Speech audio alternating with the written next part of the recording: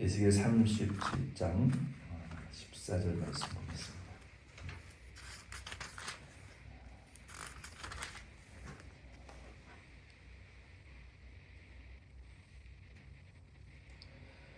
에스겔 37장 14절 같이 읽겠습니다. 시작. 내가 또 내 영을 너희 속에 두어 너희가 살아나게 하고 내가 또 너희를 너희 고국 땅에 두리니 나 여호와가 이 일을 말하고 이룬 줄을 너희가 알리라. 여호와의 말씀이니라. 아멘. 우리가 성경에 대한 성경적인 이해를 지금 계속 하고 있습니다. 오늘은 지난주에는 하나님의 속성을 소유하신 성령에 대해서 우리가 6가지를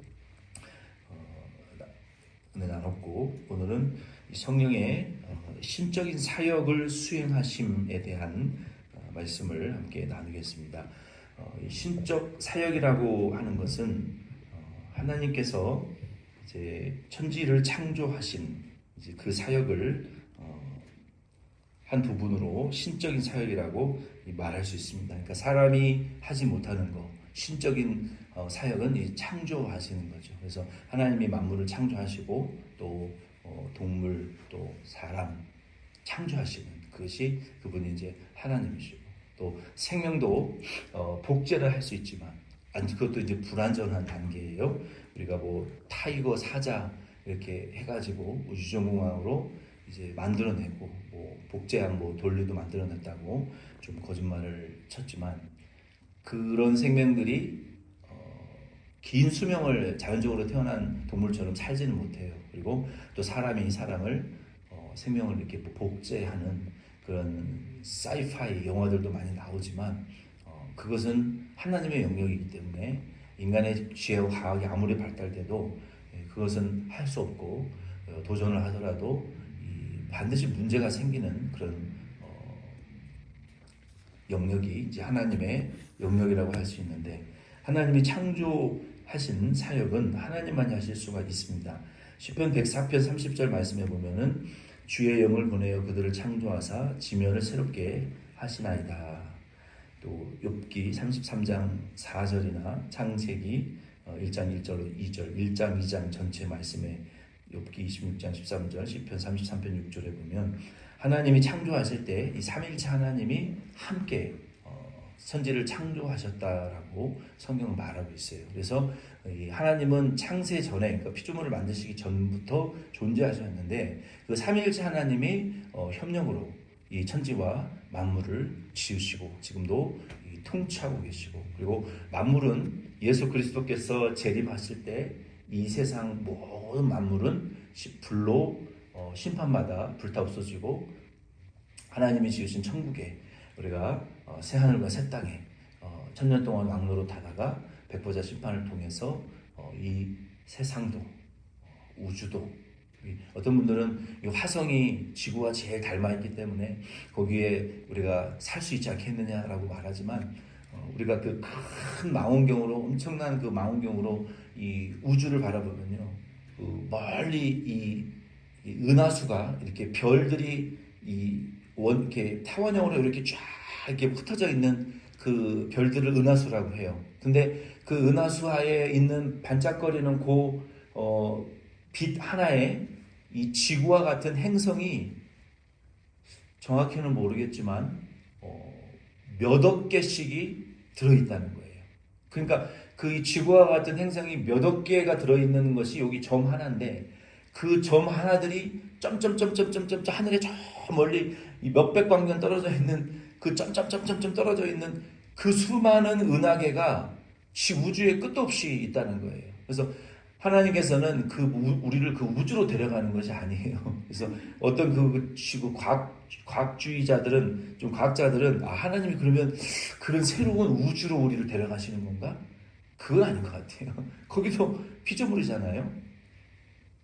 어쨌든 하나님이 천국과 지옥 외에는 다 이제 심판받아 없어지는 거예요. 그래서 지구도 없어지고 땅도 하늘도 없어지고, 그리고 마귀를 가두어두었던, 지옥 가기 전에 가두어두었던 그 무저갱이라는 어비스라는 공간도 없어지고, 부택자들이 심판의 부활로 일어나기 전에 마치 구치소와 같이 지옥 가기 전에 영으로 고통당하는 음부라는 것도 없어지는 거예요. 천주교가 말하는 연옥이라는 것은 성경에 아예 있지 않고 거짓된 교리고, 그리고 천국과 지옥만 존재하는, 하나님께서 이 삼위일체 하나님도 이 천지 창조에 참여하셨고 지금도 주관하고 계신다. 그래서 그 하나님의 신적인 사역을 삼위일체 하나님이 수행하고 계시는 거예요. 그리고 오늘 우리가 읽었던 에스겔 37장 14절 말씀에 보면은 이 성령은 우리에게 생명을 주시는 분이에요. 생기를 주시는 분이에요. 그래서 성령은 우리에게 또 생기를 주시는 그 루아크라고 구약에는 많이 표현되었고, 신약에는 프뉴마라고 바람으로 그리고 불로 우리를 태우시고 또 진동시키시고 또 강력한 힘으로 우리에게 그 새 생명을 공급하셔서, 이 구약에는 하나님의 신이 임하였을 때 권능을 막 행했어요. 그리고 출애굽이나 홍해를 가르는 그러한 이 이적들, 그 하나님이 행하시는 것이죠. 모세가 어떻게 할까요? 두려워할 때 너는 잠잠히 하나님이 행하시는 일을 보라. 성령 하나님이 권능을 행하셨고, 또 사사시대에는 사사의 위에 삼손과 같은 또 에훗과 같은 이러한 능력으로 하나님 역사하셨고, 불가능을 막 가능하게 하는 그런 생명의 능력으로 역사하셨고, 신약시대에는 보혜사 성령이 오셨을 때 그들이 새로운 방언을 말하고 또 핍박 가운데서도 이 복음을 전파해내고 고난을 이겨내고 또 생명을 걸고 자기의 목숨을 이제 불사르기까지 예수를 위하여 죽음을 두려워하지 않는, 불사하는 그런, 그러니까 죽음도 이기는, 또 세상이 죽이고 또 찢고 고통을 주고, 이 트리키에 같은 데도 가보면은 옛날에 하도 고난을 주니까 사람들이 그 석회석으로 된 붉은 바위 속에 들어가가지고 굴을 파고 살았던 그러한 그 유적지도 있고, 그 핍박을 받으면서도 예수의 이름을 포기하지 않았던 나라가 지금은 완전히 이슬람화 되어 버렸지만, 그 성령 하나님의 능력이 그래서 임하였을 때 땅끝까지 복음 증거하게 하시는 이 성령의 역사, 이 생명을 주시고 성령의 역사로 생명을 구원하시는 이런 이 하나님의 일을 성령이 감당하시더라. 창세기 2장 7절이나 또 로마서 8장 2절로 11절에 보면은 이는 그리스도 예수 안에 있는 생명의 성령의 법이 죄와 사망의 법에서 너를 해방하였습니다. 예수를 죽은 자 가운데에서 살리신 이의 영이 너희 안에 거하시면 그리스도 예수를 죽은 자 가운데에서 살리시니가 너희 안에 거하시는 그의 영으로 말미암아 너희 죽을 몸도 살리시리라. 그러니까 이 생명을 주신다라는 것은, 물론 예수 그리스도께서 3일 만에 이제 부활하신 것은, 예수님은 하나님이시잖아요. 그러니까 의롭지 못하면 자기 자신의 죄도 용서할 수 없는데 어떻게 부활하겠어요? 근데 예수님께서 부활하신 것은 의로우신 하나님이기 때문에 그 예수의 의가, 하나님이 예수를 살리셨고 예수의 의가 스스로 부활할 자격과 능력이 충분했던 거예요. 그런데 성령 하나님께서도 그 예수 그리스도의 의로움을 보시고 성령의 능력으로 예수 그리스도를 죽음에서 부활시키셨잖아요. 예수 그리스도에게 생명의 능력을 주시는, 부활의 능력을 주신 이 성령 하나님께서 너희가 그리스도의 영이 너희 믿는 그리스도인들 안에 거하면, 우리가 모신 이 성령의 능력은 우리가 사실 그 능력을 잘 모르고 능력을 fully 우리가 체험을 하지 못해서 그렇지, 예수님을 부활하신 그 생명의 영이신 진리의 생명의 성령의 법으로, 은혜의 법으로 부활시키신 그 성령 하나님이 예수 믿는 성도들도 마지막 날에 예수님 다시 오실 때 죽어서 낙원에 있는 영은 부활시키셔서 새 몸을 입어가지고 영원히 죽지 않는 부활의 몸으로, 천국 갈 몸으로 부활시키시는 생명의 성령님이시고, 살아있는 자들은 예수님 재림하실 때 복된 자들이라고 그랬어요. 왜? 죽음을 맛보지 않고 죽을 몸, 지옥 갈 몸, 저주받을 몸에서 예수 그리스도 재림하실 때 이 몸이 죽지 않는 몸, 영생할 몸으로 예수님과 같이 변화되어지는 이러한 특혜를 입게 되는 거예요. 그러니까 무덤에 들어가지 않고 이런 생명의 능력을 주시는 성령이라고 이 로마서 8장 2절로 11절은 말하고 있어요. 그래서 이 성령은 우리 몸을 부활시키시는 분이신데 얼마나 엄청난 능력이겠어요. 그러니까 우리가 성령의 능력을 의지해서 사실은 불가능한 일도 가능하게 할 수 있고 성령의 능력을 의지하면 못할 일도 할 수 있다는 거예요. 우리가 의지하지 않고 성령 하나님의 능력을 써먹지 않아서 그렇지.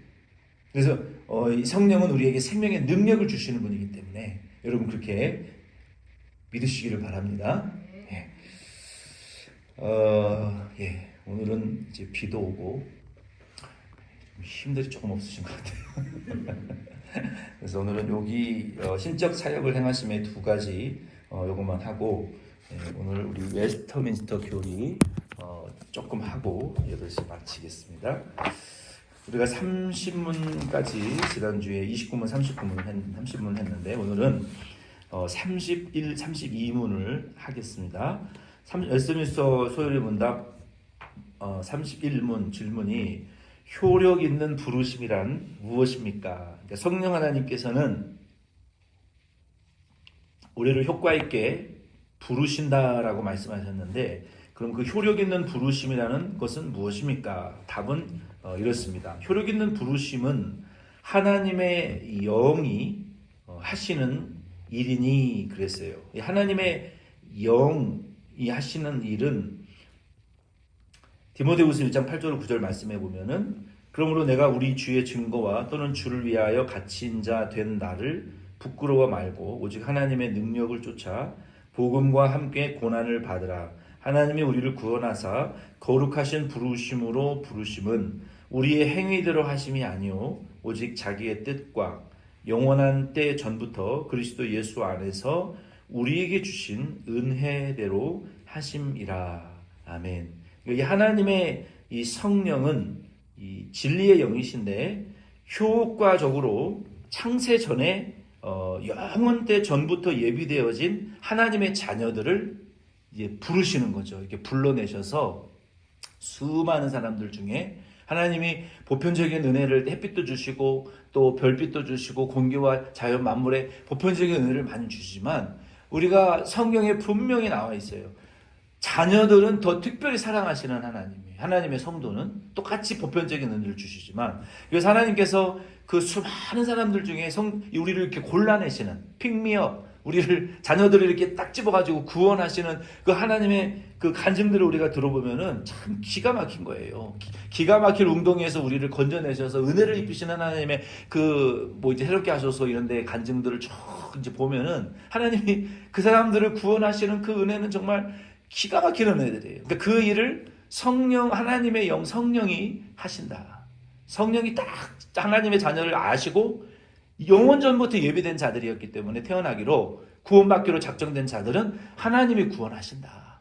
반드시 하나님 구원하신다. 그러니까 구원할까 안 할까 우리가 막 조급해할 필요 없고 하나님이 작정된 자녀이면은 구원하실 거다. 이 확정을 가지고 우리가 전도할 때도 하나님의 영이 효과적으로 부르실 것이다 라고 우리가 믿어야 돼요. 그리고 우리의 죄와 비참함을 깨닫게 하시고 이 성령 하나님께서 우리를 부르실 때 보면은 자기의 죄와 비참함을 깨닫게 하신다는 거예요. 이 각주 보면은 사도행전 2장 37절 말씀해 보면은 저희가 이 말을 듣고 마음에 찔려 베드로와 다른 사도들에게 물어 가로되 형제들아 우리가 어찌할꼬 하거늘. 그러니까 우리가 그 고구마 전도왕 그 김기동 그 집사님 지금 목사님 되셨나? 그분이 와이프를 무지하게 괴롭혔던 사람이었대요. 교회 간다고. 근데 강제로 가족들을 끌고 강원도 옛날에 그 신도로 고속도로 터지기 전에 그 꼬불꼬불한 그 길을 넘어가다가 덤프트럭에 가족 전체가 차에 받쳐가지고 그때 하나님을 예수님을 이제 만나는 체험을 하게 되는 거예요.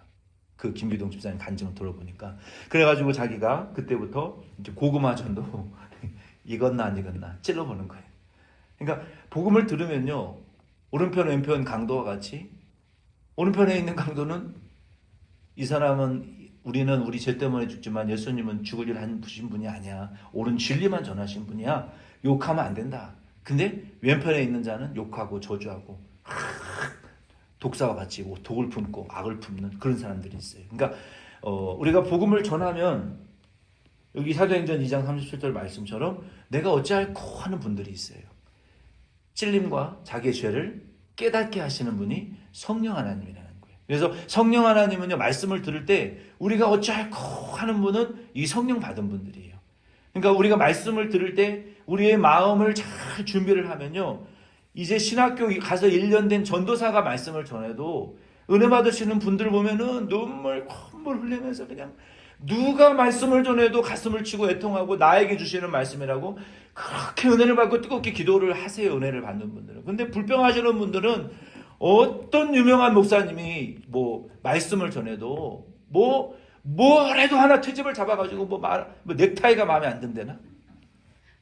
헤어스타일이 뭐든지 꼬투리를 잡아가지고 은혜를 깨는 말을 그렇게 해요. 어찌할꼬 안 해.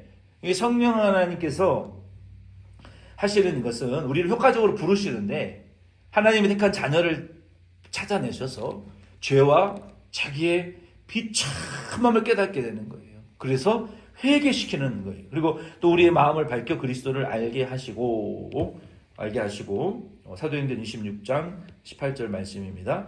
또 우리의 의지를 새롭게 하시고 여기 에스겔 11장 19절 말씀에 보면은 성령 하나님께서 우리에게 새 신을 부어주시고 우리 몸에서 굳은 마음을 제하고 부드러운 마음을 주시는 분이 성령이에요. 그래서 우리가 은혜 받고 성령이 충만하면은 아주 짧은 기간이지만 우리의 이 마음이 이 말들이 행위들이 참 부드러워져요. 근데 또 몇 시간 지나면 또 육신의 지배를 받아가지고 또 악해지고 원래 사람으로 돌아가는 거예요. 우리가 성령 그래서 자꾸 충만해지면 이 온유한 사람이 이제 될 수 있습니다.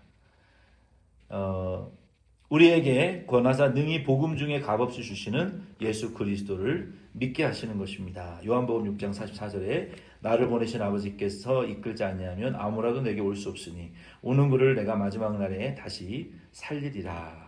아멘. 그래서 이 성령 하나님께서 우리를 효과적으로 부르신다는 것은 택한 자를 부르시고 자기의 죄를 깨닫게 하시고 예수 그리스도의 비밀을 또 알게 하시고 그리고 거기서 끝나면 세상 종교와 똑같은 거예요. 그리고 절대로 세상 사람들은 안 된다고 하는 사람의 마음과 의지를 새롭게 하시고 또 바꾸어 놓으시고 변화시키시고 그리스도를 자꾸 닮아가게 하시고 우리 복음 안에서 예수 그리스도의 그 능력 안에서 우리가 예수 그리스도를 더 잘 믿도록 우리를 계속 새롭게 이끌어 가신다는 거예요.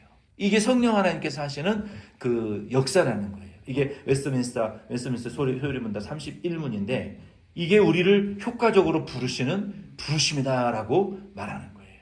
그래서 오늘은 31문까지 하고 다음 주에 또 우리 계속 하도록 하겠습니다. 수고 많이 하셨습니다. 주기도문으로 예배 마치겠습니다.